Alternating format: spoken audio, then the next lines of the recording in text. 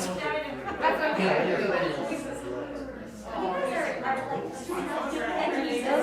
why don't we get started, everybody?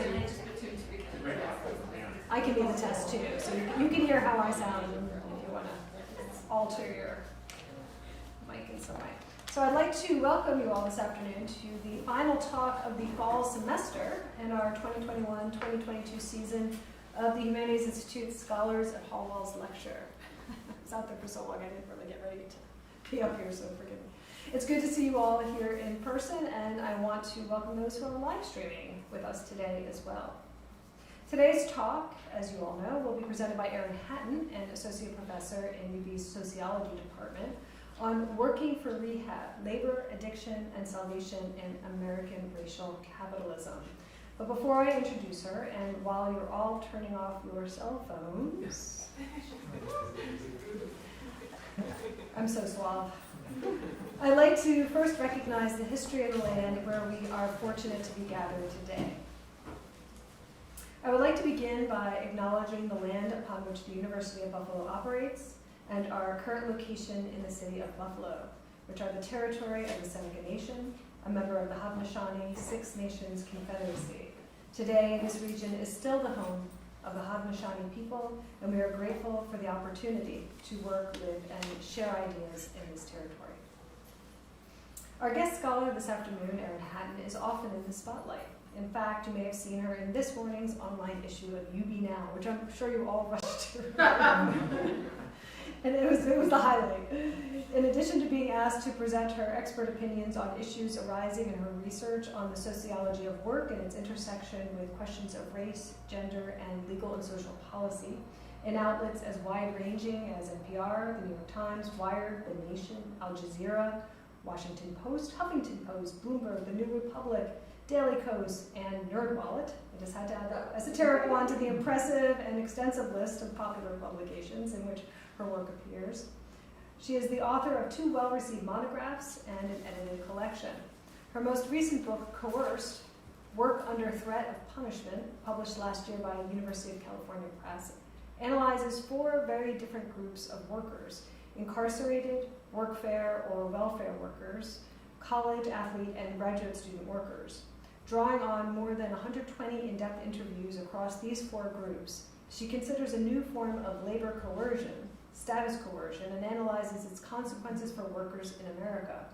Described as a major contribution to the field by Adia Harvey Wingfeld and brilliant and thought-provoking by Pulitzer Prize-winning author Heather Ann Thompson, Coerced has been widely reviewed. It was selected by the Newberry Library's Labor History Big Book event in Chicago last month. It was also awarded Outstanding Academic Title in 2020 by Choice in the American Library Association, in addition to being featured in Jacobin and Times Higher Education. I'll also note in passing that the stunning cover art for Coerced was designed by UB MFA Stacey Robinson, and he also produced a series of jaw-dropping artworks based on the words of Erin's interviewees that can be seen on her website, erinhatton.com. I really encourage you to go check them out. Erin Hatton is also the editor of the 2021 release from UC Press, Labor and Punishment, Work in and Out of Prison. This interdisciplinary volume examines essays, offers essays, I'll say, by a wide range of well-known contributors in the field, and examines the multiple and multi-directional intersections between mass incarceration and neoliberal precarity in the US today. Finally, her first book, we're going backwards, we're not going backwards, going around, The Temp Economy, From Kelly Girls to Permatemps in Post-War America, released by Temple University in 2011, weaves together gender, race, class, and work in a cultural analysis of the temporary help industry and the rise of the new economy. Her long list of accolades began with this book, as the Temp Economy won an honorable mention for the Distinguished Scholarly Monograph Award from the American Sociological Association's Labor and Labor Movement section. Her prolific list of articles, chapters, and reviews in esteemed publications is far too much to cover here, but I thought as food for thought, I'd note one of her recent publications in social policy as one of 100 experts who were asked to answer the question, what should the Biden administration do? This was shortly before he took office. And her reply was reform criminal justice. And I won't go through everything, but she basically asked for full-bodied structural reform of the criminal justice system. I suspect we'll be hearing more about all of this today, so can we please welcome her?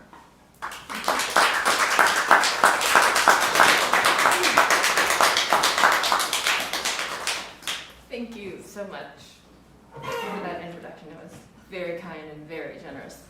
And thank you to the Humanities Institute for being such an amazing source of support for scholars at UB, and for creating this space here now for intellectual exchange. And of course, thanks to all of you for coming out at the end of this long semester and filling this space with your insight and your intellect. So thank you. All right, how's the sound? That's good. All right, perfect. So side note, before I begin, all of the names that I use in this talk are pseudonyms chosen by my interviewees themselves. Okay. So Emilio is a 62-year-old Chicano man who until 2013 had both used drugs and been in and out of the carceral institutions for 43 years, since he was 12. I loved the street life and I loved all that drama, he told me. I loved it all. I just got tired of the consequences. Eventually, he said he had a moment of clarity, and so he Sorry, I've lost my space. And so he sought treatment at numerous drug rehabs around California where he lived. The only one that could take him was the Salvation Army, the international evangelical organization that runs, among other things, 125 residential drug treatment programs across the country, including here in Buffalo. They're called ARCs, or Adult Rehabilitation Centers, or for many, especially those who go there, they're called just the Sally, like Salvation Army, Sally. But initially, Emilio said he was reluctant to go to the Salvation Army's program because of its emphasis on religion. I hadn't been in church for 40 years before going to the Salvation Army, he told me. I didn't get God. I hated God. I hated the whole religious scene. I hated it. How could God have killed my childhood friend? How could God have OD'd my uncle? And then, in an early stint in prison, he said, quote, I read Karl Marx and he said religion was the opiate of the masses, and that really, really reinforced my thinking as far as the religion. So I was real reluctant. But nobody else wanted me. Nobody else wanted me. That's why I went to the Salvation Army, because nobody else wanted me and they took me in. Now, the Salvation Army's 6-month rehab program is indeed centered on religion, which Emilio eventually came to embrace. All beneficiaries, as the ARC rehabbers are called, must attend church every Sunday, chapel every Wednesday, weekly Bible study, and a prayer time every morning. Yet work is equally as important as religion, if not more so, since everyone at the Sally is required to work without pay for 8 hours a day, 5 days a week. Typically, they do so in the warehouse. There's one near every ARC, or even attached to it. There, they receive, sort, fix, and then dispatch donations to the Salvation Army's thrift stores. Being able to perform this unpaid labor is a precondition. In fact, it is the only precondition for their acceptance into this program. They don't have to believe in Jesus. They don't need money. They don't need insurance. The program is, in fact, free. And in many places, the Salvation Army ARC is the only longer-term residential rehab program available for people with addiction who do not have insurance or significant wealth. But they do need to work. Oops. The Salvation Army calls it work therapy, and they contend that it is essential for recovery for people with addiction, or really anyone, they say, who, quote, can't deal with life on life's terms. You don't even actually have to have addiction to go to the ARC. Indeed, this work is so essential to the program that anyone who can no longer do it will be kicked out, including if they get sick or injured and need to stay in the hospital for more than 2 days, they'll be kicked out of the program. Not only is this unpaid labor essential to addiction recovery at the Sally, it is also essential to the enterprise of the Salvation Army itself. The Salvation Army is a $4 billion a year industry. Last year, about 10% of its revenue, or about $425 million, came from their thrift stores. That revenue is not possible without first the individual and corporate donations that are sold in those stores, and second, without the significant labor required to process and distribute those donations, which can amount to tens of thousands of pieces of clothing a day in just one warehouse. And then, for those donations that don't sell, and most of them don't, or many of them don't, let's say, such labor is also required to reprocess those goods, bundling them in massive balers, which the Salvation Army then sells to recyclers or overseas buyers. Now, in his time at the Sally, Emilio worked in a couple of different jobs. First, sorting and hanging clothes in the warehouse. That's where pretty much everyone starts. Then he worked as a truck helper, picking up donations from people's homes. He also operated a machine that crushes the furniture and other donations that are not sellable. Emilio said that he did not have a problem with the work. I was willing to do anything, he said, and not being paid for it was just part of the deal. He explained, your work is paying for your being there, for your room and board, for them taking you in. Ultimately, Emilio said he felt nothing but love and gratitude for the Salvation Army.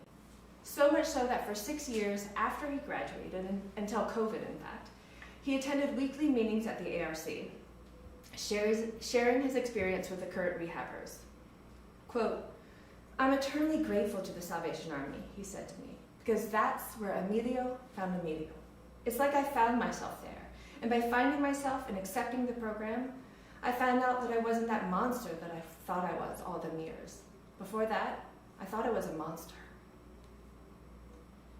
Now, in this project, I situate Emilio's experiences, his addiction, his stint in this evangelical rehab, his unpaid labor qua therapy, and even his gratitude for an ongoing participation in this program. I situate it all in the context of racial capitalism. So in this talk, first I'll take some time to flesh out this analytical framework of racial capitalism and the Salvation Armies and how their programs fit into this framework. And then I'll turn to the experiences of rehabbers like Emilio to understand what they can teach us about the system. All right, so first, racial capitalism. You can go. You can do it. Let's see.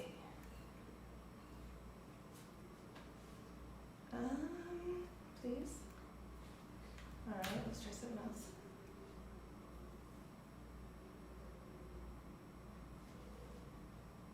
Okay, let's see if that works. We'll see. All right, first, racial capitalism. So, according to sociologist Gargi Bhattacharya, racial capitalism is a way of understanding the role of racism and racialization in enabling key moments in capitalist development. So this is an analysis that centers the formative role of race, of racial divisions, of racist exploitation in the making of capitalism. So for Cedric Robinson argued, now many years ago, the tendency of capitalism is not to homogenize, right? It's not to create some indifferentiated mass of the proletariat. No, rather the tendency of capitalism is to differentiate. And race is a key axis along which such differentiation has occurred. Thus, through this analytical lens, which is also informed by Marxist feminism, we can identify all the ways in which labor does not become interchangeable. How some human activity is delineated as work and some is not. How some people are deemed economically productive citizens, while others are deemed lazy, useless, surplus labor, or even not fully human. What's more, through these fictions of embodied otherness, as Bhattacharya calls them, we can see how capitalism constructs spaces that are outside or on the edges of the system, right? So capitalism is all about creating divisions across people and also across space. And these edge subjects and these edge spaces of racial capitalism, the people and places that are pushed to the margins of this system, these edge subjects are really at the center of my study. And I will return to them in a moment. But first, like I said, I want to take some time to flesh out this analytical framework of racial capitalism. All right. So there are arguably quite a number of what can be thought of as pillars of racial capitalism in America today, the foundations of this system, which might arguably include ecological crisis and environmental injustice, war and militarism, imperialism and neocolonialism, and racialized financialization and debt. These are important, to be sure, but in my talk today, I'm examining 4 other pillars of racial capitalism, which provide the foundation for the Salvation Army and its construal of unpaid labor as therapy. And these are the 4 pillars. Let's hope it works. All right, good. First, neoliberalization, mass incarceration, the drug crisis, and the rise of evangelism and the new Christian right. By analyzing these 4 intersecting social forces, we can better understand not only racial capitalism itself as it is enacted in America today, but also the Salvation Army and its work therapy, as well as the people in the system and how they make sense of it. All right, so the first pillar, neoliberalization. As by now we all know, neoliberalism has entailed both disinvestment in social welfare and the punitive and extractive approaches to poverty governance. So we've seen with the rollout of neoliberalism, the cutting of public assistance, addiction treatment, and housing support. We've seen the criminalization of poverty and increasingly punitive approaches to social assistance for the poor. We've also seen a renewed sacralization of work, right? Putting work on a pedestal. The never-ending push to extract labor from any underserved person who tries to claim social assistance, while also portraying them as lazy and resistant to work. Neoliberalization has also entailed racialized economic precarity, a trend that some scholars have called the democratization of an insecurity. But what they really mean here is that there's been an expansion of economic insecurity to include more than just the most marginalized groups who are kind of implicitly expected to be economically marginalized. So this isn't a democratization as much as it is an expansion of this clearly racialized system of precarity, exploitation, and disposability to include new race class groups of people in new ways, even as minoritized groups remain the hardest hit by neoliberal precarity. All right, moving on to the next pillar, mass incarceration. Now, as shown here, America's carceral project intersects with neoliberalization. And in fact, scholars have conceptualized them as really 2 prongs, I guess these are the prongs of the system, 2 prongs of a single system centered on punitive racialized governance. So you have on the one hand, state disinvestment from poor and minoritized communities with neoliberalism. And on the other hand, you have massive state investment in incarceration and carceral surveillance of those same communities. Now, at the intersection of these dynamics, there's what's called the mark of criminal record, which describes the barriers to employment for the many, many people who are entangled in the criminal justice system. I would also argue, though, that this mark of a criminal record includes the labor degradation and the extra exploitation faced by those very same workers when they do find a job, right? So not only are they kind of often kept out of good jobs, but when they do find work, they tend to be really bad jobs, and they're treated very, very badly because of that mark of a criminal record. Now, those workers' vulnerability to neoliberal precarity is compounded by the rise of criminal justice debt and criminal justice work mandates. So in terms of debt, monetary sanctions are now imposed on a substantial majority of people who have been convicted of a felony or a misdemeanor, right? If you're entangled in the criminal justice system, it is very likely that you have criminal justice debt in one way or the other. This debt comes from usage fees, public defender fees, bail fees, booking fees, supervision fees, restitution, drug testing fees. The list goes on and on and on and on. Not surprisingly, such fees put people in debt, sometimes significantly, but they also, of course, put them at risk for parole violation and reincarceration because you gotta pay your fees or you're going back to jail. And if you violate the terms of your parole in this way, right, if you can't pay your fees, you can also be ineligible for TANF, and SNAP and other social assistance programs if you aren't already ineligible because of your felony conviction. Thus, these economic penalties bolster the dual shrinking of the welfare state and the expansion of the carceral state, while displacing the cost of the system on its targets. In addition to these economic sanctions, the criminal justice system has also increasingly imposed work mandates. So the approximately 5 million people who are either on probation or parole every year are almost universally required to find and maintain employment as a condition of their freedom from incarceration. So just like if they can't pay their debts, if they don't hold down a job, no matter how dangerous, difficult, or degrading, they can be incarcerated. This is part of the neoliberal secularization of work, as well as the neoliberal entrenchment of economic precarity and coercion. All right, moving along this Venn diagram of misery. There is the drug crisis, which stemmed in part from the neoliberal deregulation of the pharmaceutical industry, which allowed pharmaceutical companies to profit from expanded drug use. And so they pushed for it. They pushed for more people to use drugs. They were making money off of it. And they pushed it to doctors, and they pushed it to users/consumers as well. Now, given white people's relatively greater access to the medical system, this drug crisis, especially its first waves of the 1990s, this drug crisis has been racialized as white, though it has also produced divergent treatments and outcomes for differently racialized users who are variously deemed patients or victims or criminals. This brings me to the more long-standing criminalization of addiction that buttressed the war on drugs that began in the 1970s, which institutionalized harsh penalties and prison sentences for some drug users, especially black and brown users of street drugs, but not prescription drugs, and was one of the driving forces of mass incarceration. So, through the last decades of the 20th century, there was significant state investment in carceral consequences for drug use and addiction, right? If you're found with drugs, if you're selling drugs, if you're using drugs, you end up in jail, most often.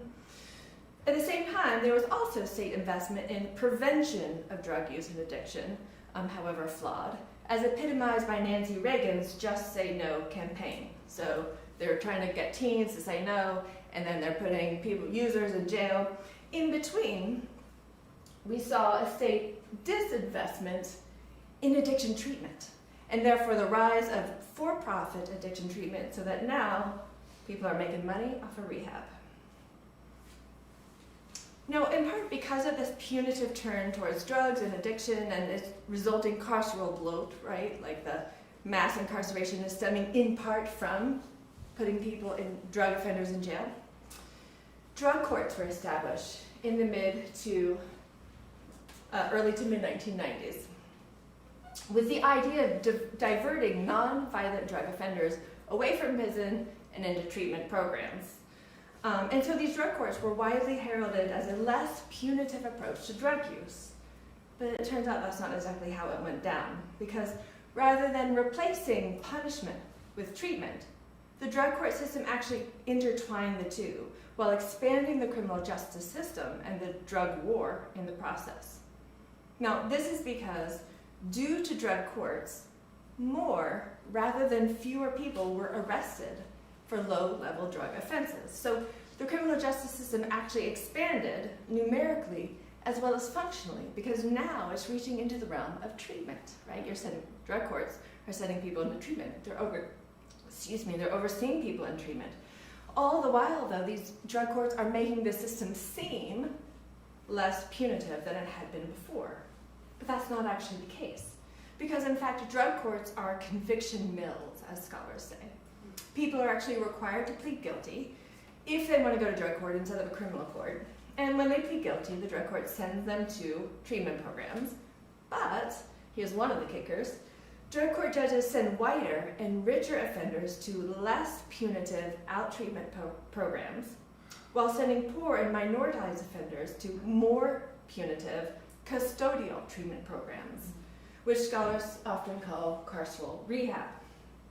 But it gets worse, because half of all drug court participants, a half that is disproportionately black and poor, do not complete treatment. And I suspect that it's in part because they're sent to these carceral rehabs, right? These custodial, punitive jail-like places. And so, because they don't do what they're supposed to do, they get criminal sentences anyway, and those criminal sentences tend to be longer than they would have received in the first place, had they gone to criminal court. Finally, the rise of evangelism. This has been a significant force in late 20th century America, emerging in reaction to the social changes and racial reckoning of the 1960s, with its proponents heralding a mythical past in which America was white and Christian. Evangelicals joined with other white Christians, Pentecostals, Mormons, fundamentalists, to form the new Christian right, which by the 1990s had become a powerful force in American politics. In fact, the Christian right has been central to neoliberalism in the US, as it has been a stalwart champion of free markets, supporting cuts to education, healthcare, and social services, prompting scholars to dub this era as one of religious neoliberalism. As historian Bethany Morton has noted, quote, faith in God and faith in the market grew in tandem, while work, even low-wage work at Walmart, which is what Morton studied, became construed as Christian service, working in Walmart. Now, because of the Christian right's political power, along with the neoliberal push for deregulation, privatization, and welfare disinvestment, beginning in the 1980s, federal money increasingly went to faith-based organizations, which then fueled the growth of this lightly regulated, tax-free sector of the economy, faith-based organizations. And then, in 1996, with the so-called charitable choice provision of welfare reform, this allowed faith-based organizations to compete for government contracts to deliver social services in the newly revamped and retrenched welfare system. So they're dismantling welfare as we know it, right? And now, in so doing, organizations have to compete to become service providers, and religious organizations can now compete for those contracts, which are quite lucrative. As a result, faith-based organizations became key social service providers, and this role was only strengthened a couple years later in 2001 with W. Bush's faith-based initiative, which expanded religious organizations' ability to get federal money to provide social services. So this, along with the drug crisis and the influx of people sent to treatment programs from drug courts, all contributed to the rise of what scholars call evangelical rehab, which in fact may be the fastest growing sector of the rehab industry. Their growth has been facilitated by their substantial church and philanthropic funding, combined with their reliance on volunteer labor, and as we'll see in a moment, compulsory unpaid labor, all of which gives them significant advantage in negotiating contracts with cash-strapped states, prison systems, and municipalities. But because these treatment programs, the evangelical rehabs, are generally unlicensed, they often remain off the radar of regulators and researchers alike. Thus, at the center of all this are the Salvation Army's adult rehabilitation centers and their reliance on work therapy. For these programs are part and parcel of the evangelical revival and the growing political power of the new Christian right, even though the Salvation Army itself predated it. These rehab programs are, of course, deeply implicated in the opioid crisis, as well as in mass incarceration, the criminalization of addiction, and the rise of drug courts, which do in fact send some offenders to the Salvation Army rehabs where they must complete the program or risk going to jail. And of course, the ARCs are implicated in the neoliberal retrenchment of social welfare and the rise of economic precarity, the neoliberal shift to more punitive and work-based welfare programs, and the neoliberal investment in faith-based organizations, which often serve heavy doses of religion alongside social services to marginalized and minoritized communities. Now, in studying the Salvation Army's ARCs, so far, I've interviewed 20 people who have attended these programs across the country. I hope to interview another 20. Of those I've interviewed, 17 are men and 3 are women. This really reflects the reality that most ARCs are for men, and there are relatively few for women. Their ages range from 26 to 62, with a median age of 40. 3/4 of those I've interviewed identify as white. This stems, at least in part, from the fact that the early wave of the drug crisis was predominantly white, but even more, I think it stems from people's varying degrees of skepticism to white researchers, such as myself. Also, because I recruited participants on the internet and done these interviews online, because of COVID, all of the people I've interviewed have regular internet access. They're not living on the streets, although one man I've interviewed was homeless. They're not incarcerated. They kept their appointments with me, which means that their lives are not highly disrupted or disorganized by addiction. In fact, everyone I interviewed identifies as currently sober. It's also important to note that fully 17 of the people I've interviewed so far, one of them is still in the program, so that would be 18, but 17 of those people have graduated from this program. That is far from the norm. Now, this is likely the product of my recruitment methods, right? I've mostly been finding people by reaching out to those who are listed in like ARC alumni groups or Salvation Army Facebook groups. And so because most of them are still affiliated with the Salvation Army in some way, at the very least, they're not likely to be extremely angry at the organization or feel deeply misused or mistreated by it, even if some of them do have very mixed feelings about it. So this is a very particular set of people I'm talking to. People who, as I mentioned before, Bhattacharya would likely call edge subjects of racial capitalism. People who have been pushed to its margins and excluded from productive citizenship, at least for a time. Now, of such subjects, Bhattacharya asks, how do people continue to participate in systems that offer so little reward? How do people continue to participate in systems that offer so little reward? And I think this is where my interviewees offer particular insight. For these are the people who, for whatever reason, were able to stick with the program. These are the ones who often came to see the benefits of the Salvation Army, of the work therapy or its religion, even when they did not initially do so, like Emilio.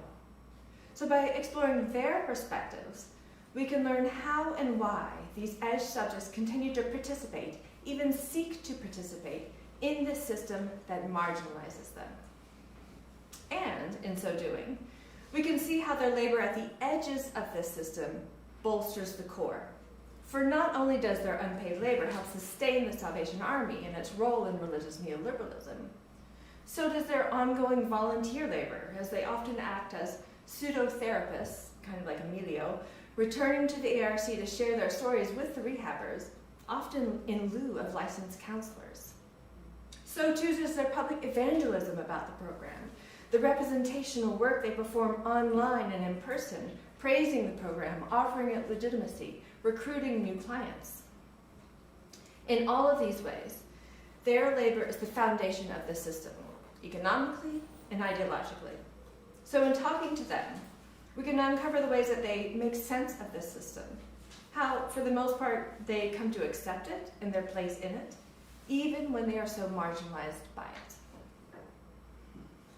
Now, this research is, of course, ongoing, and my findings are still in development, but initially, I've identified 4 ways that these edge subjects of racial capitalism accept and sometimes challenge its terms and conditions, though here today I'm going to focus on their modes of acceptance. The first way they do so is through othering, and often this is combined with some sense of self-exceptionalism. So, for example, when talking about work therapy, rehabbers often justify it by claiming that it teaches a good work ethic, presuming that people with addiction don't already have an ethic of work, though a substantial portion of them also said that they themselves didn't need to be taught that work ethic, but those other people did. So that's the othering plus self-exceptionalism. So take Alan, for example. He's a 40-year-old white man. He was the one person I interviewed who's actually still in the program, at the time of our interview anyway. When I asked him about the good aspects of the program, Alan said, quote, "It gets you into like a schedule. I mean, before I got here, well, I worked all my life, but Some of the kids here, like I call them kids because they're like 20 years old, they've never had a job in their lives. So, I mean, the work therapy part, it doesn't bother me. And they make you shave every morning, they wake you up at 6 o'clock every morning. It just gets you into a good schedule for when we leave here. Though it's also true that later in the interview when I asked about the downsides of the program, Alan said, quote, "I don't know, I mean, excuse my language, but I'd say they use me as their little bitch." And I was so surprised because he had said everything positive about the program until then. I was like, what? And I asked him to explain. He said, "I don't know, we don't get paid, so I guess that's just my thought process. Because I do everything. I mean, I bring in their clothes, I take the clothes up front, anything they ask me to do, I go do it."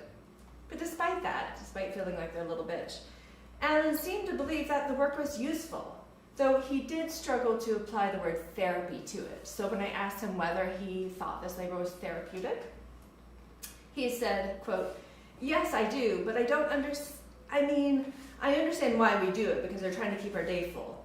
I don't really know what therapy means, I guess." I said, "You don't know what therapy means?" He said, "I mean, I do, like if I'm sitting down being talked to by a therapist. But I mean, I understand, they got to have us pay for this, because we don't pay for any of this. They give us everything we need while we're here. They give us 3 meals a day. I mean, I don't know why they call it work therapy. I mean, I do, but I don't." And so here Alan is kind of twisting himself up into knots, trying to justify calling their unpaid labor therapy, but he can't quite get there. Regardless, he believes it's useful because of the ethic and practice of work it teaches, but to those other people with addiction who don't already have it, unlike himself. Rose, a 49-year-old Hispanic woman, had a similar view. Like Alan, she argued that work therapy gave the rehabbers work ethic, though she too did not need it. But unlike Alan, Rose fully believed that the labor was therapeutic.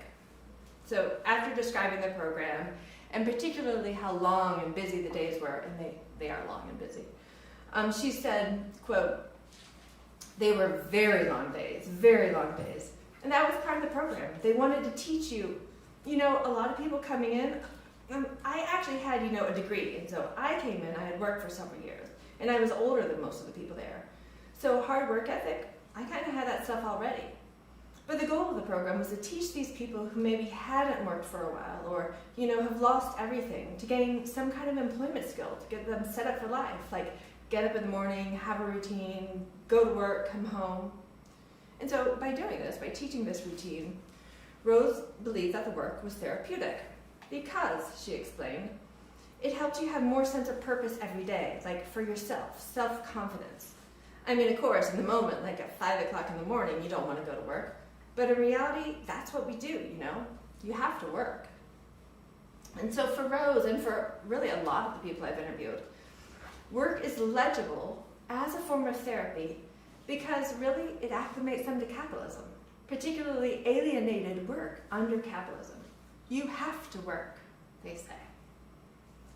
Now, another way the rehabbers other themselves, and though usually without the same sense of exceptionalism, sorry, I'm missing out here, was in how they characterized people with addiction, whom they described as lying and manipulative, lazy, cocky, or selfish, thieves or con men, while also having an unjustifiable sense of persecution. As Rose said, addicts think, how can this happen to me? So as Rahim, a white 33-year-old, explained to me, side note again, they chose their own name, so Rahim is a white guy, but I think he chose his favorite football player's name. So as Rahim, a 33-year-old white man, explained to me, early in the program he wanted, quote, at least one sick day a week.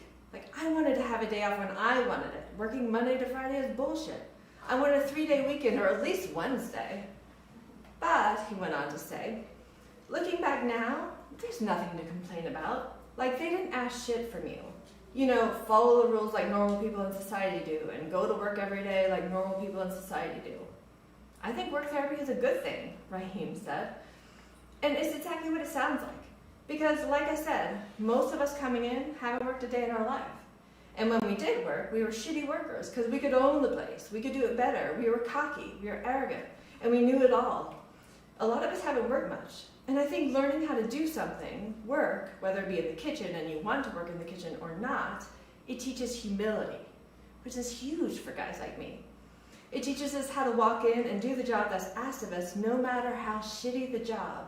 And at the end of the day, no matter what job I'm doing, it all pays the same as the next guy, which is nothing.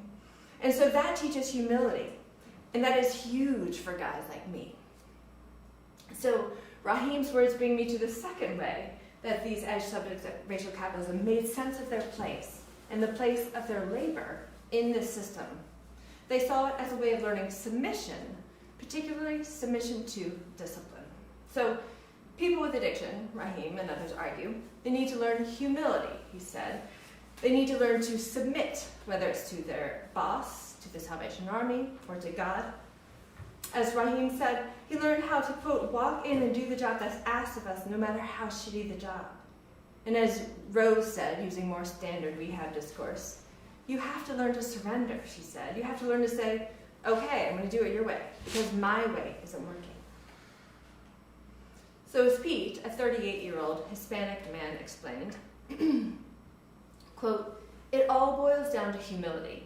So not everyone will see this aspect, but from what I saw, especially for someone who's in recovery from addiction, a major reason why we remain sick is pride. Not willing to ask for help, thinking, I got this, I'm in control, even against all evidence. So what I learned in work therapy was humility, humbling myself, and it's humiliating. Humiliation, there's a reason why the word's related to humility. So breaking down the pride, which breaks down those barriers, those walls that keep people out.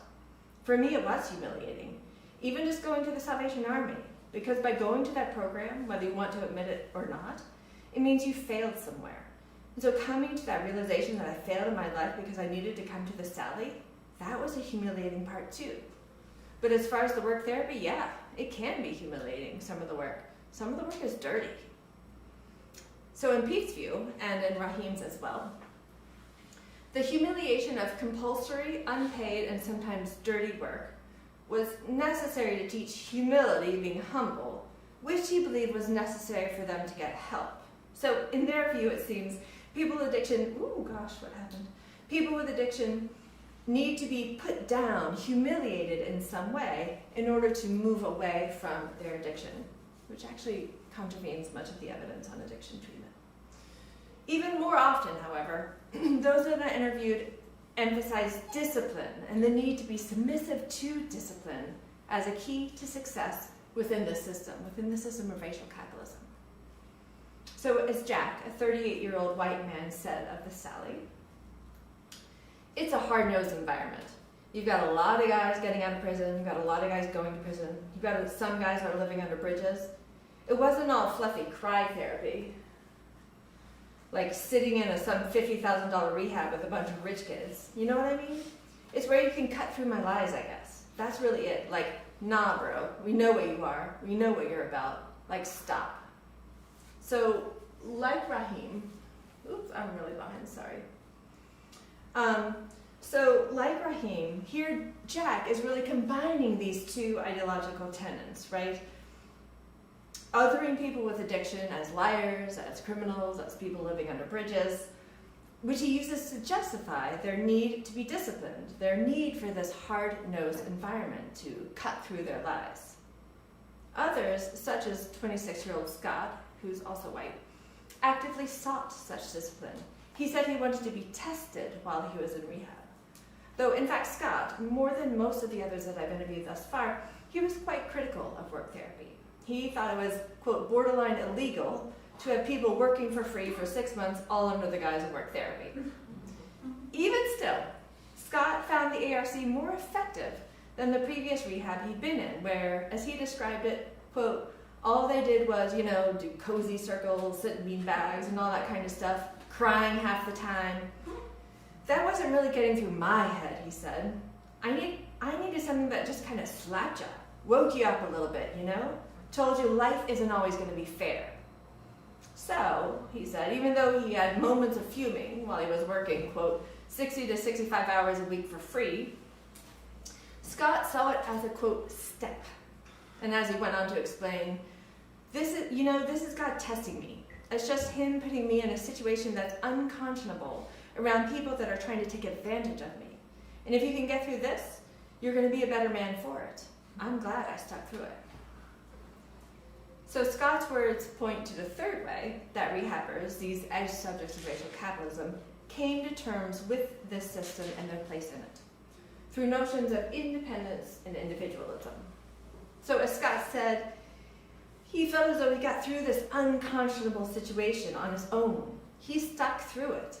And as he explained later in the interview, they're not going to help you.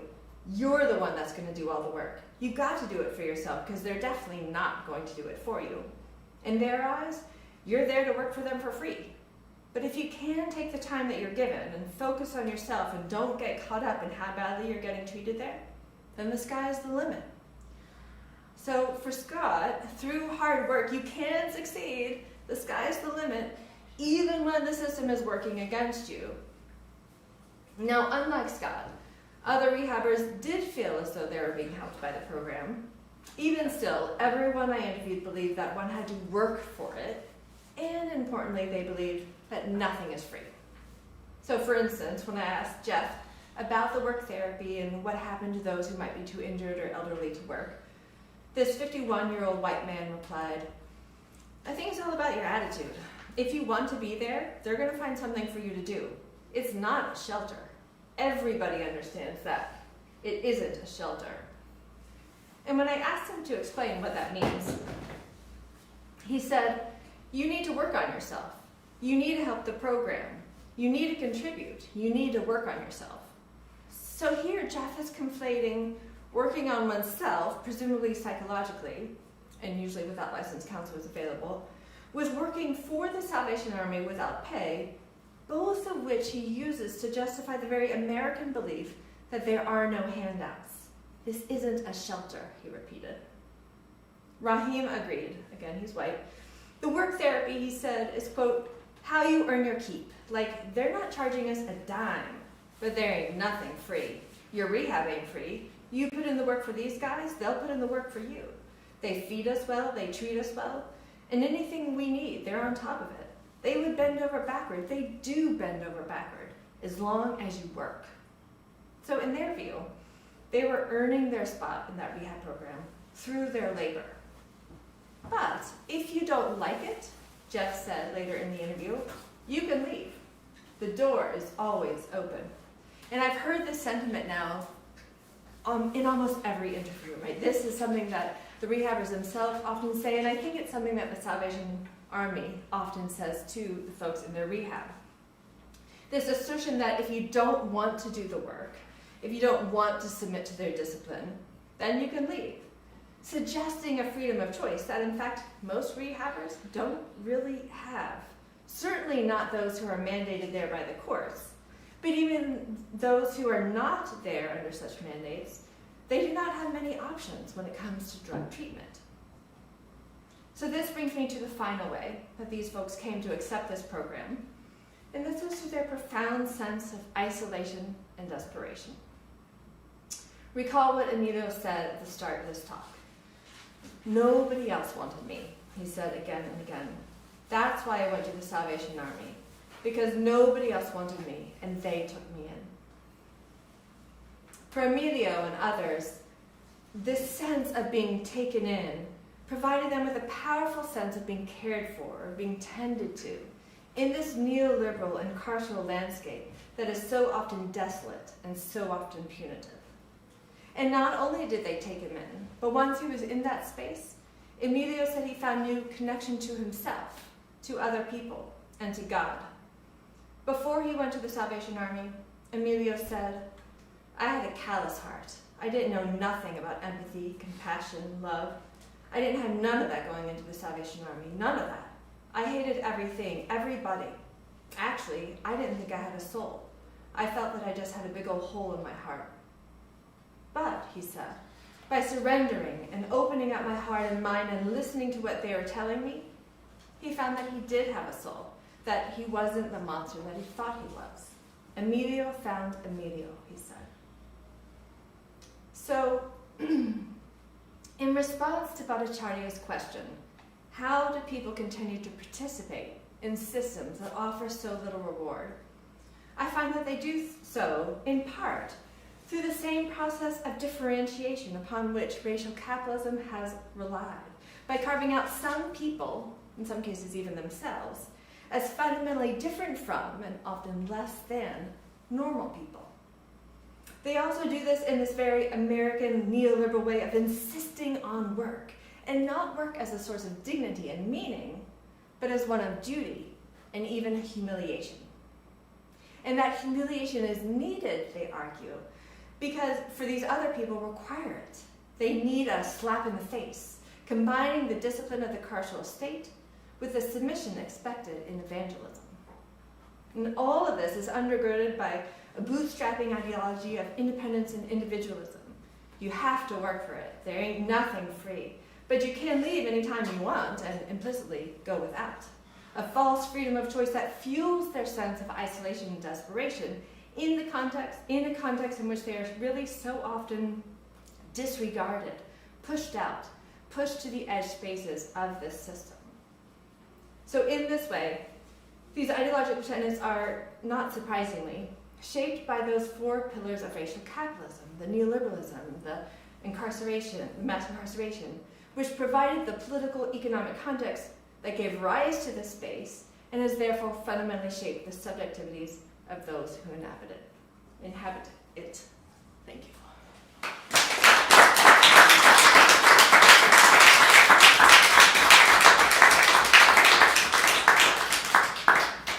And now I can barely see you, but I'm happy to answer questions. I wonder if you can turn up the lights back there. Or maybe not do that. Ooh, that's better.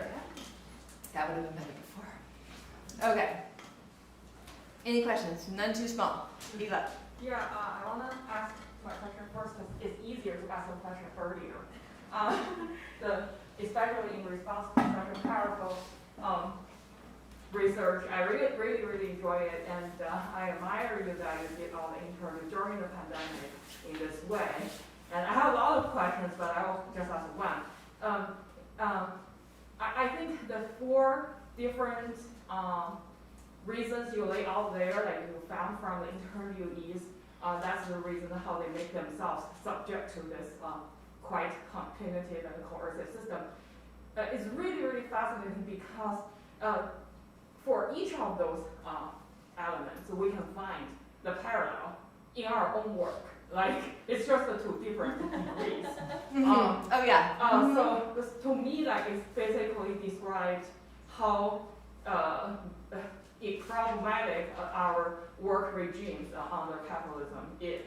So my question, more straightforward, is you define it as the fundamental features in racial capitalism, and you also mentioned that you want to interview perhaps ideally more racial minorities as well. So how does this racial category really configure in your research, like any differences among different I was scared that, I knew and yet was scared of this question because I don't have a good answer.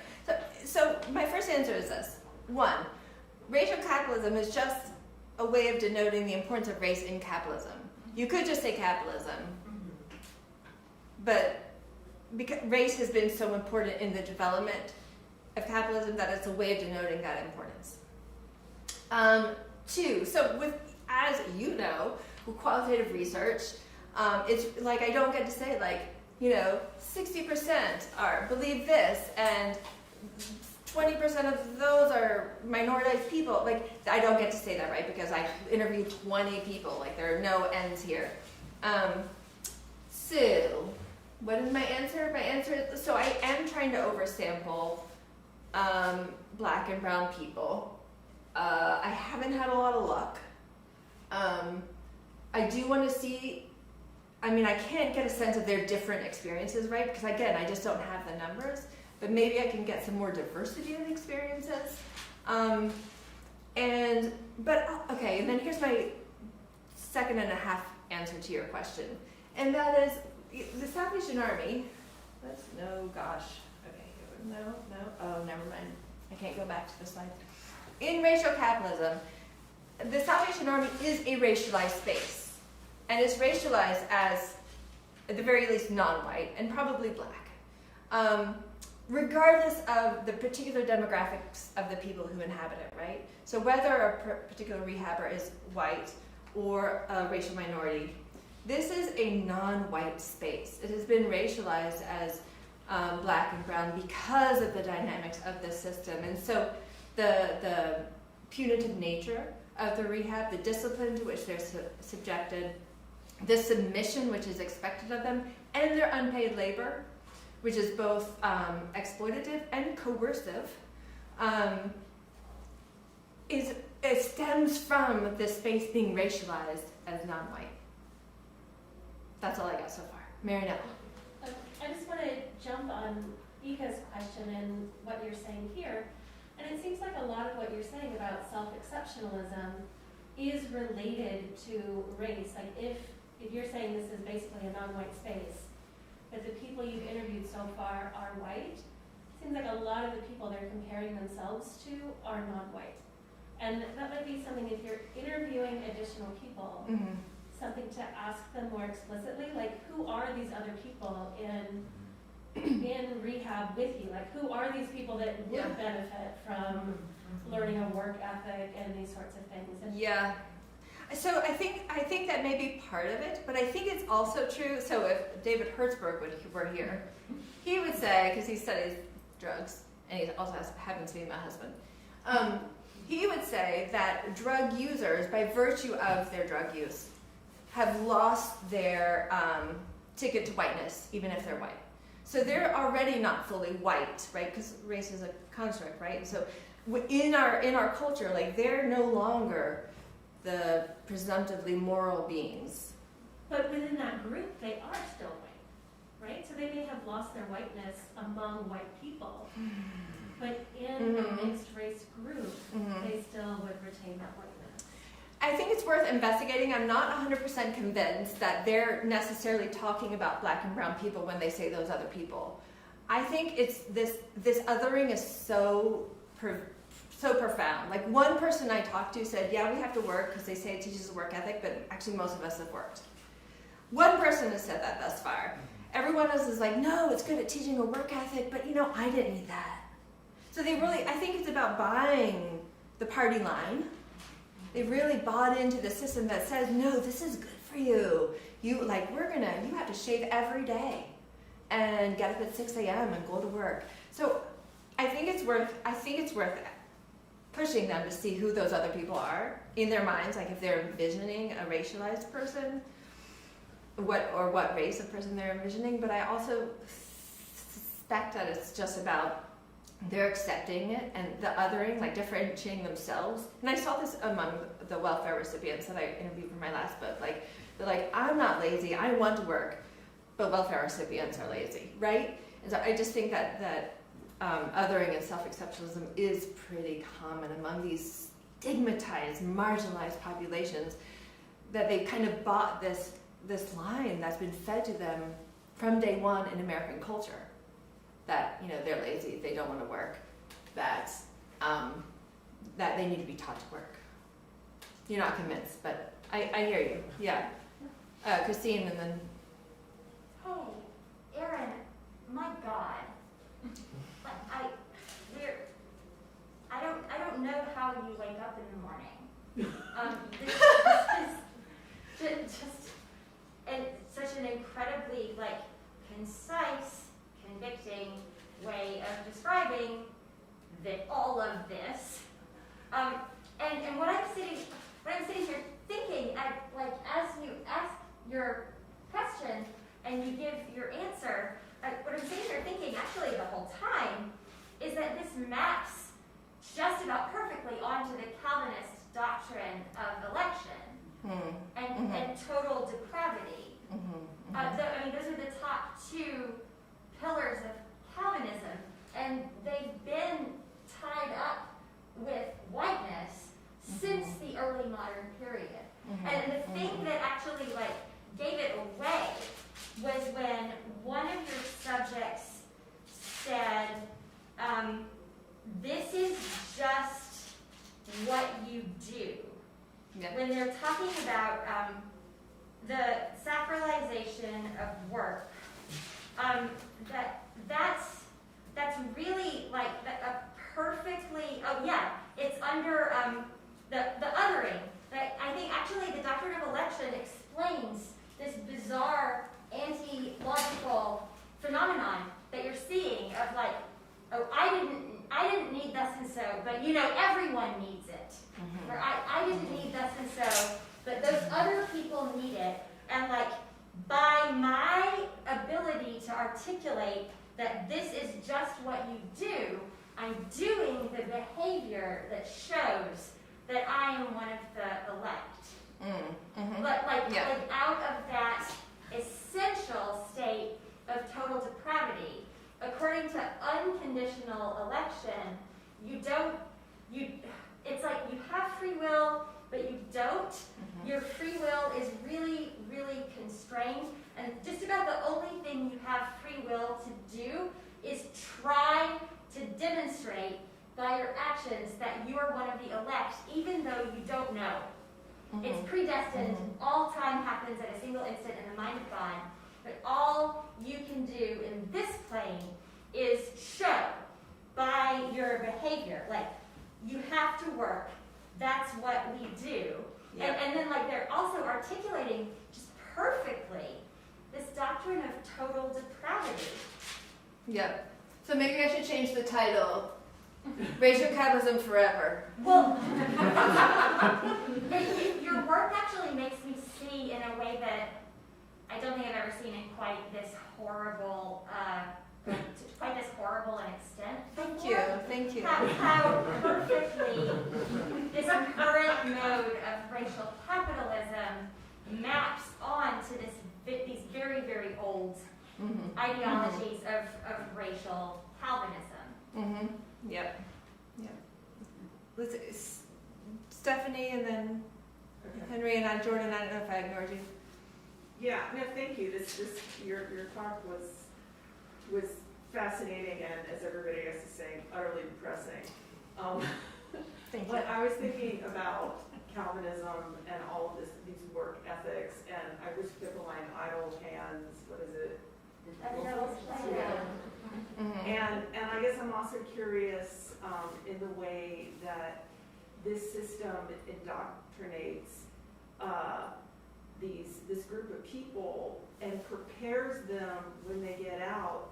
It perpetuates the Walmart culture, right? And that's kind of like the analogy that they don't feel they deserve anything better, right? And so they're going to work at the fulfillment centers. They're going to, because that's if they get lucky enough to get that kind of a job. And then I guess I'm curious, and I know this isn't part of the research because you're focusing on this, but I guess where are any points of agency or escape from this, or any way of kind of overcoming this, because it becomes so ingrained. But through these interviews, there are these moments where you see that they're like, this is fucked up, right? Oh yeah. So on your first point, an example comes to mind. Now I can't remember your first point, but I do remember my example. And it was that I asked, does this work therapy actually help you get a job later? How does it prime you for later employment effectively? And he was like, oh yeah. And I said, what? And he said, well, I forget his first job, but it was some crap job. I had a crap job for a couple weeks, but then I lost that. But now I'm working as an Uber driver. I've just started doing Uber Eats. I just started out, but I think it's going to be great. And so just this kind of never-ending well of optimism that the unpaid labor that was completely unrelated to what he was doing afterwards prepared him for these shit jobs, which is not going to make it. So yeah, the Kool-Aid is really thick and strong and flows. And but the thing is, the Kool-Aid, you know what I'm talking about, Kool-Aid, it's been there the whole time. So it's not just starting when they get to the Salvation Army, right? This is what we're swimming in American culture, to really mix a lot of metaphors there. But there were also points of pushback, and really the pushback came along those same 4 dimensions. Oh man, why do I do all these animations? And so, a few people did say, like I said, one person said, we don't need to be taught a work ethic, right? We actually have works. Or another guy said, actually, I like this one boss because he didn't treat us as second class, because people with addiction aren't second class, right? There was some pushback here. The submission to the discipline, some people had real problems with the seemingly unnecessary discipline to which they were subjected. Or another interviewee believed that they took this vulnerable population and kind of brainwashed them in terms of work and religion. And then another guy interviewed said, you know what? They don't actually care about you. So whereas Emilio felt, they really took me in, they cared for me. And it was really powerful for him. Other people said, they don't care about you. They care about you working for them. And that is it. They will kick you to the curb if you can't work. Some people got COVID. And they, one person got COVID and was put in a hotel for 10 days. And then when he came back, he then had to make up those 10 days of work, right? They were going to extract every hour of labor out of him, right? And so there was pushback along these same axes, but it was pretty minimal compared to the acceptance of these, the embrace of these. Yeah, thanks. This was really interesting. I have a lot of uninformed things swirling in my head, so I thought I would more ask for some kind of information. I was wondering if you could flesh out the program, if there's any fleshing out to do. Like, I get that there's church and chapel and Bible study, and then it sounds like there's pretty long hours of work. Is there any, like, when the guy What else do they do? When the guy says, well, if you work, they bend over backwards for you, what would that mean besides room and board? Yeah, good question. So basically, they're every day they get up early. They do have to shave every day. They have to make their bed every day. They could only wear donated clothes. They do the devotional time. They go to work for 8 hours. Sometimes they work more. They come home. They have a brief time. They eat lunch. They are fed well, apparently. That was universal, but it's all donated food. It's like expired food. That's one guy told me. It's always expired. So they eat, and then they have classes every night. So on Wednesdays, it's chapel. Oftentimes, so there's some variation across ARCs. Occasionally, it seems that they might have maybe a counselor in training come in, or they'll have an AA group come in to the ARC. So some nights it's like AA or NA. Often it's like graduates coming in to talk to them about their experience in kind of the AA model. And that's mostly it. So every night they have classes. Saturdays they have free unless they're doing a certain job. Sometimes they have to work. And Sunday they have church. The bending over backwards part. So that is what varied the most. So a lot of times it kind of sounded like you just get room and board, you do your work, you put in your time, and maybe you graduate from the program. And then you're kind of on your own. Some ARCs did help with housing, getting a license, dealing with if you had criminal justice obligations, going to your parole officer, that kind of thing. There seemed to be really varying degrees of actual assistance in kind of getting you set up to be on your feet. Oftentimes it does seem as though graduates can then stay in a kind of a transitional housing.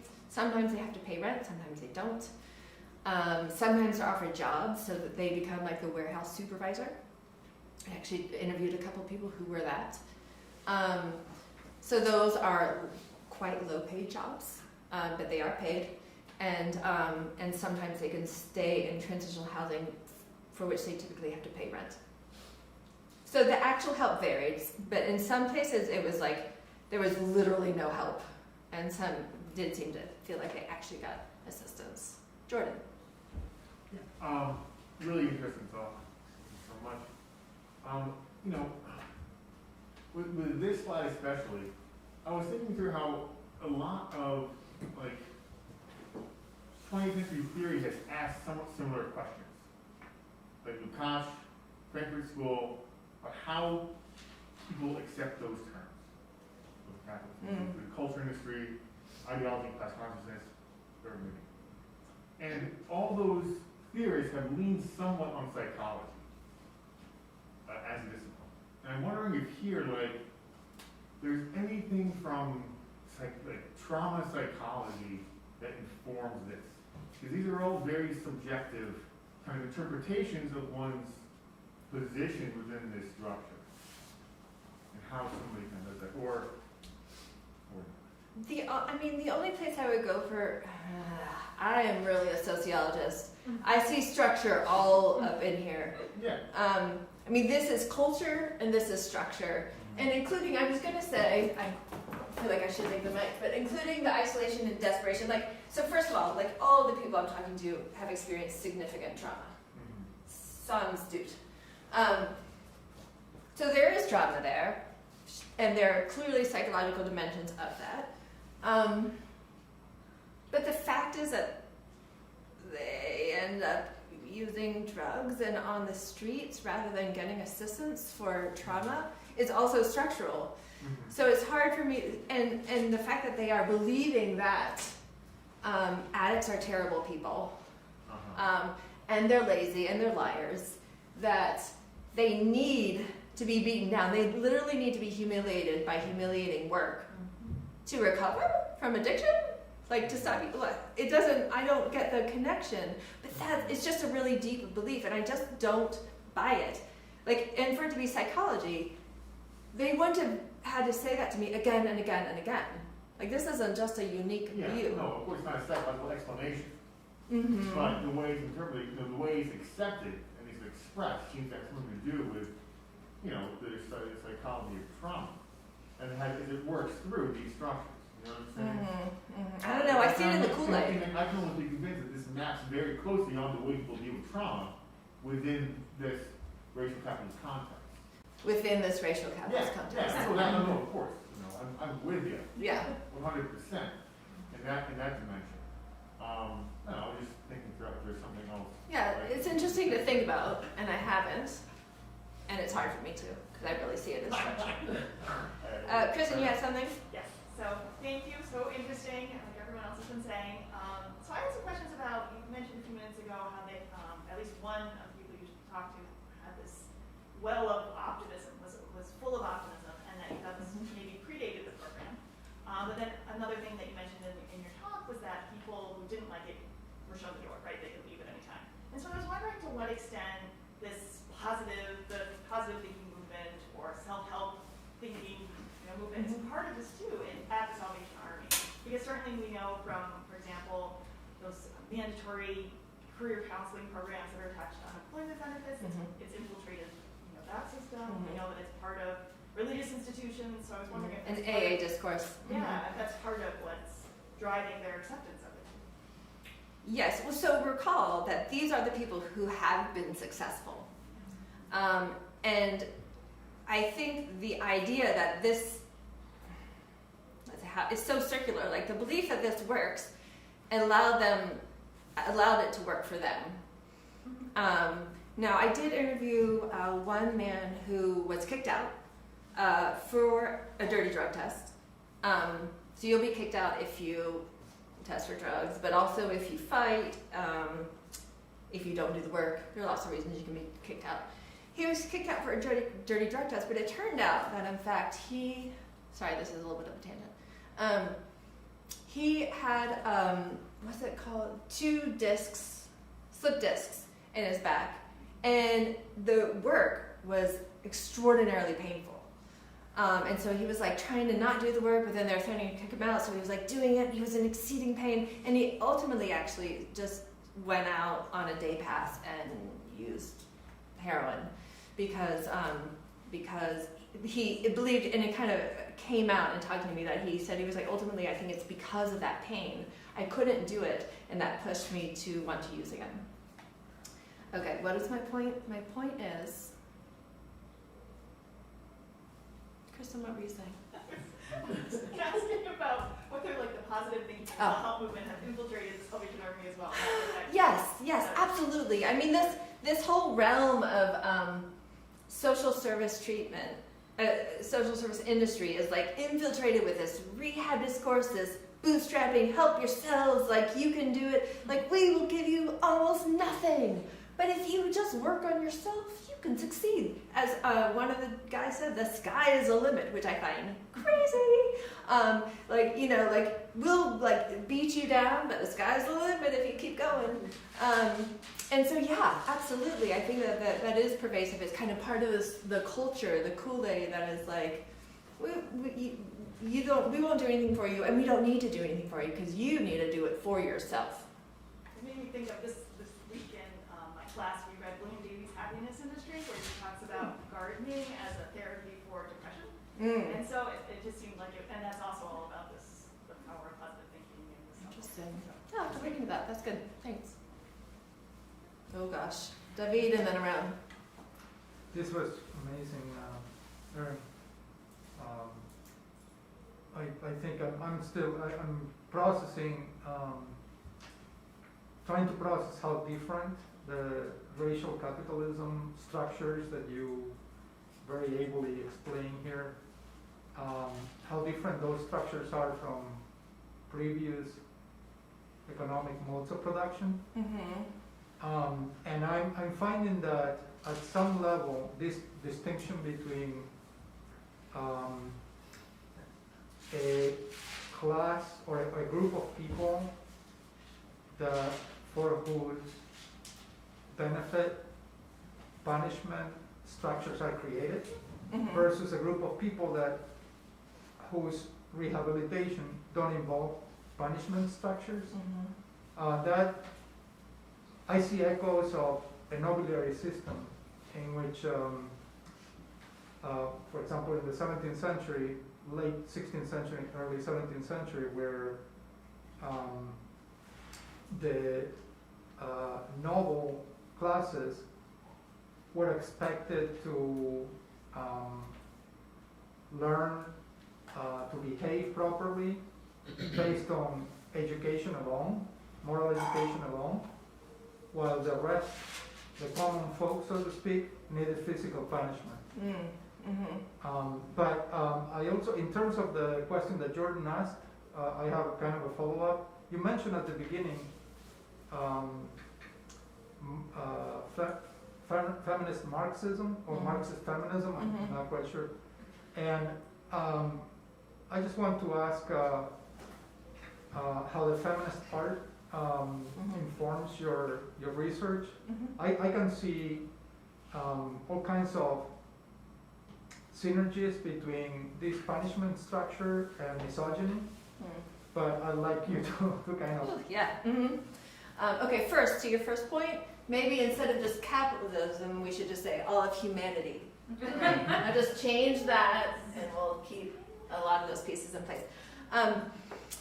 So the Marxist feminism piece, specifically in the differentiation across groups, is, these people, men, are workers, and these other non-men, whatever they are not workers, right? Not real workers, not all the things they do in the home, that's not work. So gender is the other question that I don't have an answer for. Clearly the system is just as gendered as it is racialized. And patriarchy in particular infuses, of course, evangelism, right? So the punishment and the discipline and the submission expected. In this culture, it's very patriarchal. And of course, you can identify the ways in which the carceral state and others are infused with not just patriarchy, but also misogyny, as you say.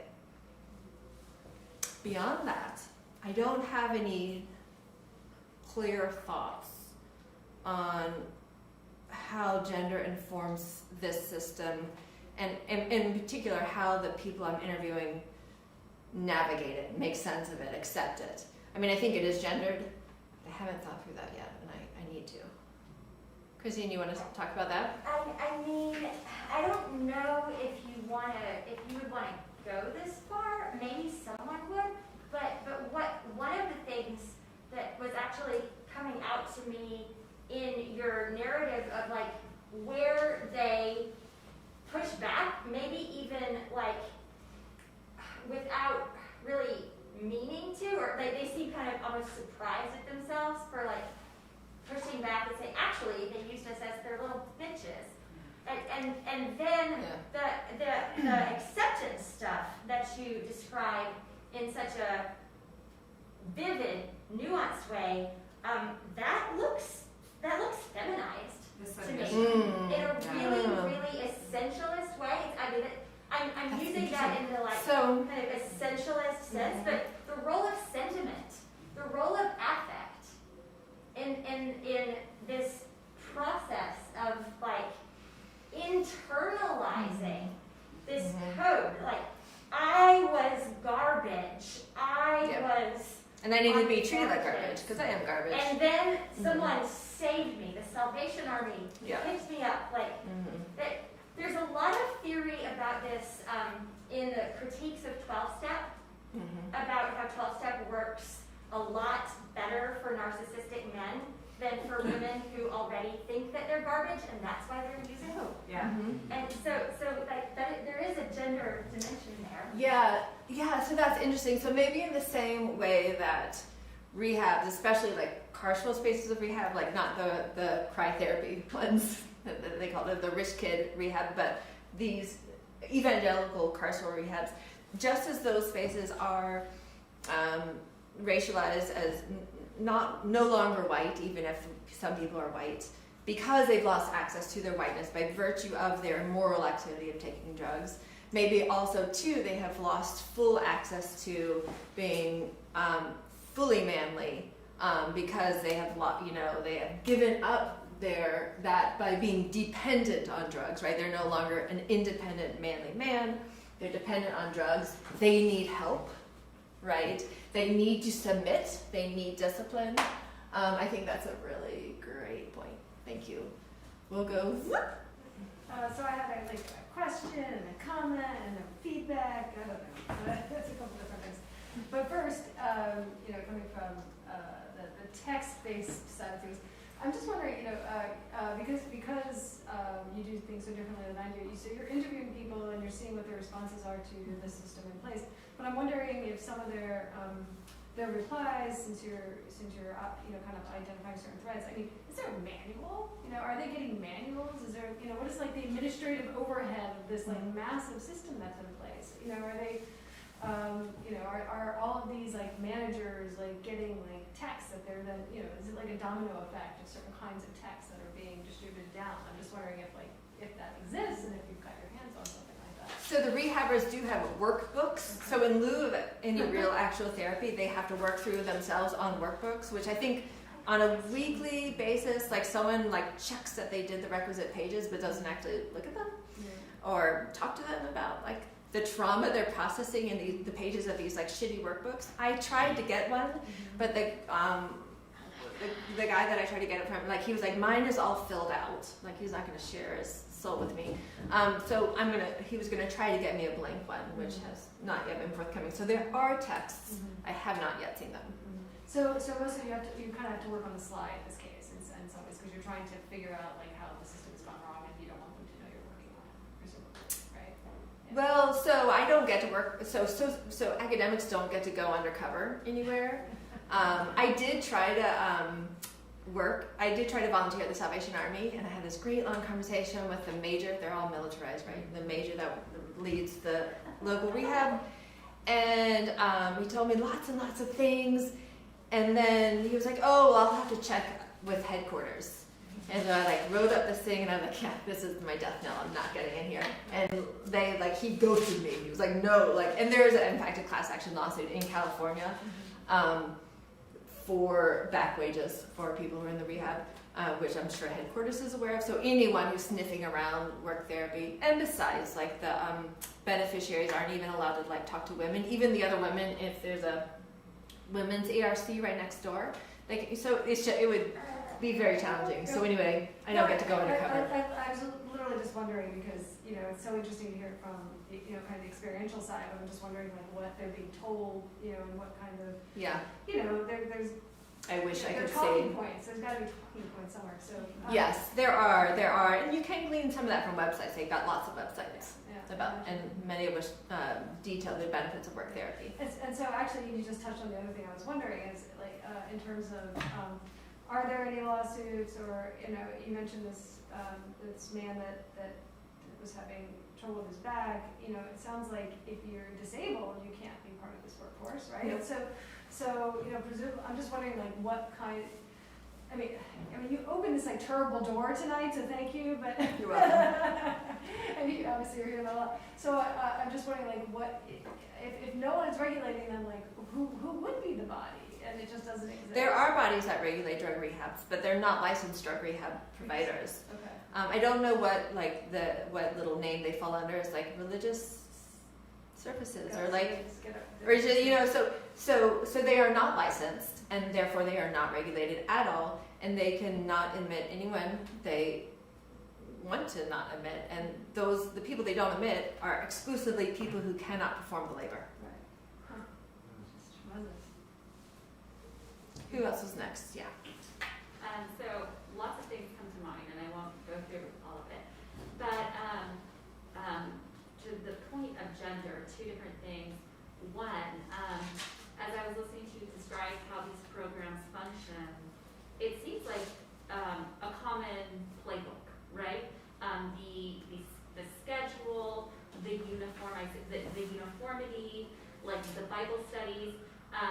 You see that in Christian camps. You see that in Christian youth, like service programs. But those programs produce a different kind of subject, right? But you also see it in homes for young unwed mothers. And that seems to kind of, it might correlate a little more to these programs that are largely populated by men. Mind you, it doesn't fit perfectly in the model of talking about capitalism, but then when you think that these women are, you know, their job is to, you know, follow X kind of role and mother, right? To have the child, to bear the child, and then to mother the child. Be a vessel. Yeah, exactly. For capitalism. And so I was curious if you have done any like reading into that, or have done any research like with these women, you know, and that you might, you know, find those like female voices and experiences in those sorts of spaces. So it seemed kind of like an interesting sort of correlation. And then like on another note, I was thinking, you know, this through, you know, the religious humbling, right, and the kind of the gendered space you enter as, you know, the humbled subject, that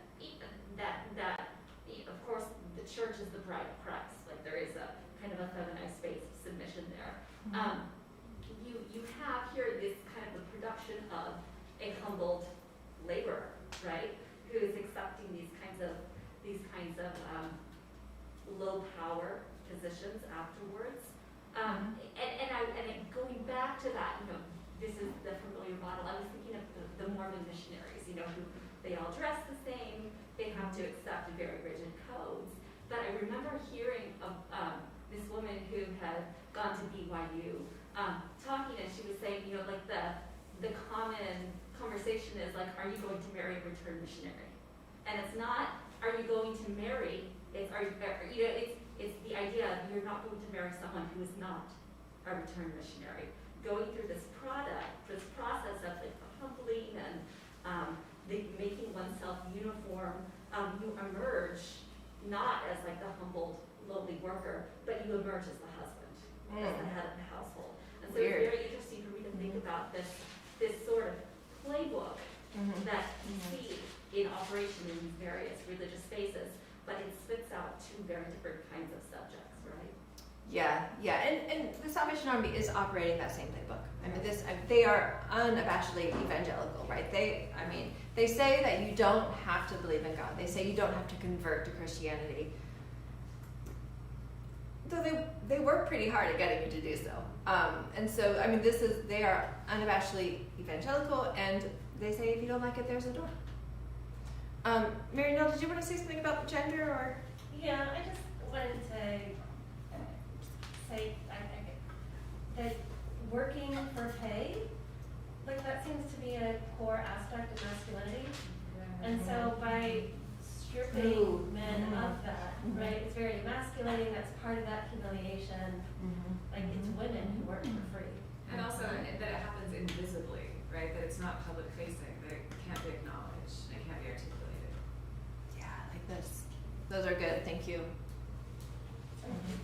I was wondering if you saw the Salvation Army trafficking in those kinds of alternative Christian discourses of masculinity. Like, did any of these subjects say things like, it made me a better man? I came out like, there's a lot of Calvinism that has this, like, some of it is really kind of weirdly macho.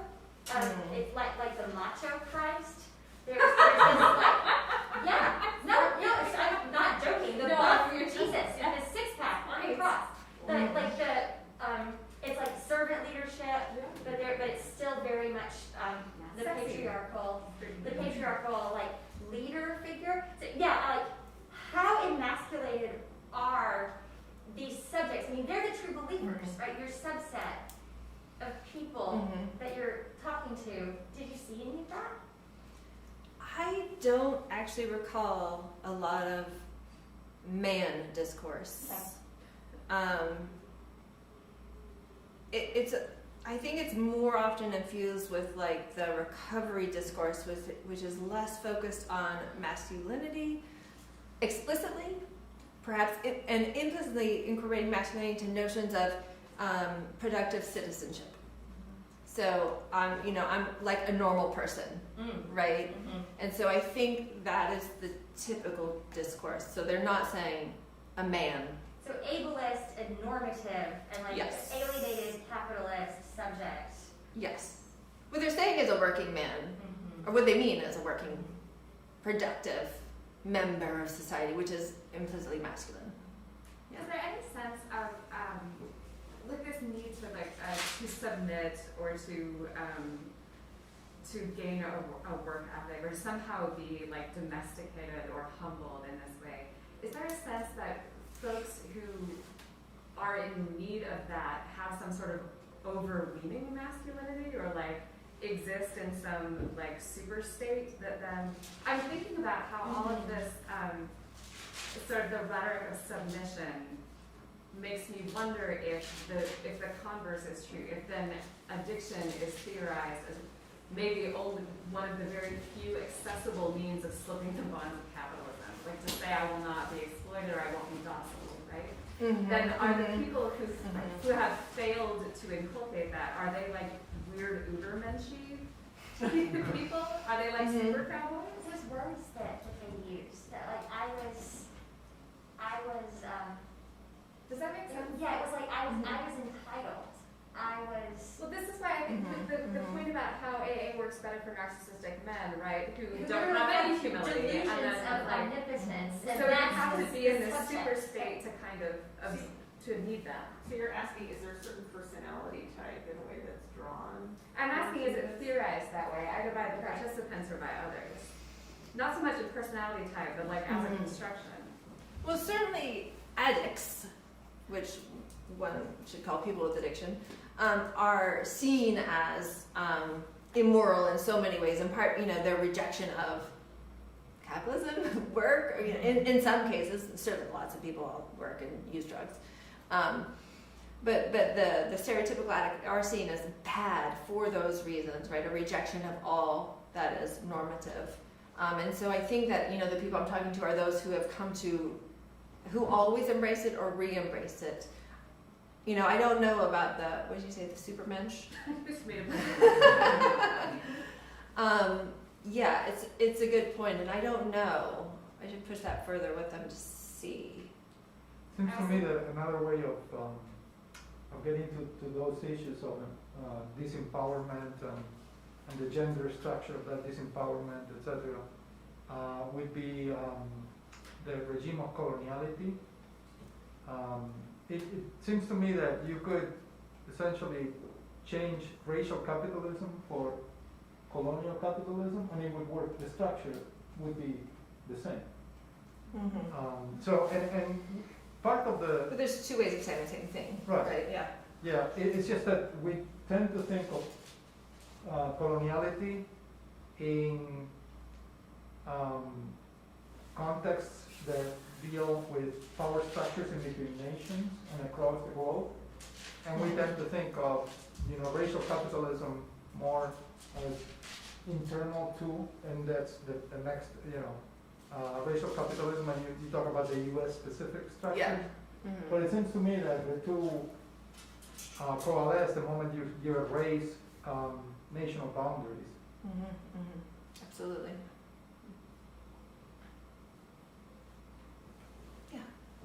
I was just curious if you could speak to the idea of the reward. The idea of the reward in this process. One of the people that you interviewed said something to the effect of, if you don't do this, or if you don't do the work, you don't get the reward. And with Emilio, we had the Emilio, so that was clearly he had a sense of what his reward was. But I was just curious if others had articulated it that clearly. Because there is an ideology to this, right? And we are all familiar with, we could fill in ideas of what, they might imagine the reward to be.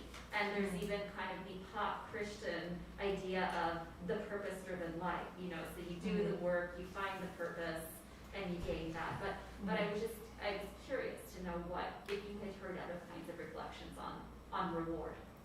I think what it really is at the heart of it, though, other than Emilio articulates it the most clearly, is that it's reintegration into society. So most people who end up at the Sally, it's kind of the place of last resort for a lot of people with addiction. It is not the first place you go to for rehab treatment if you have any options. Actually, as a friend / colleague of mine has a brother who struggles with addiction, and she asked him about the Salvation Army, and he said, I think, quote, "I slept in a slide in a playground rather than going to the Salvation Army." Like, it is a place that many people avoid.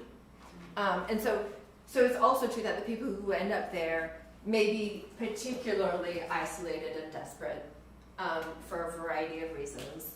And so I think the reward for them is being not so isolated, not so desperate, reintegrated into society, even at shitty terms with shitty jobs, right? So but they're sober, they're living in a halfway house, or they have their own apartment, as one guy said, I now have my own apartment, I have my own car, I go to work every day. Like, that is the reward. So it's a really kind of low but powerful level of reintegration when they were so isolated and so desperate. Stephanie, did you have something? It just makes me think, right, because if you are an addict, it is the worst case scenario, right? And it completely destables any identity. It's like they're a clean slate that can be completely crafted, and all they really want to know is, I'm okay. And it's like that reintegration is just a little you're okay enough to, right, be considered, like a human again in society. Yes, but that's only because of the way we treat people with addiction, right? Yeah. We create these people Yeah. who are so isolated and desperate and criminalized and living on the streets and selling their bodies in order to continue to use, rather than treating them with care and giving structures of safety. So yeah, they are that, but because of the structures we've created that push them there. That this is perpetuating that larger infrastructure of oppressing these people. Yeah.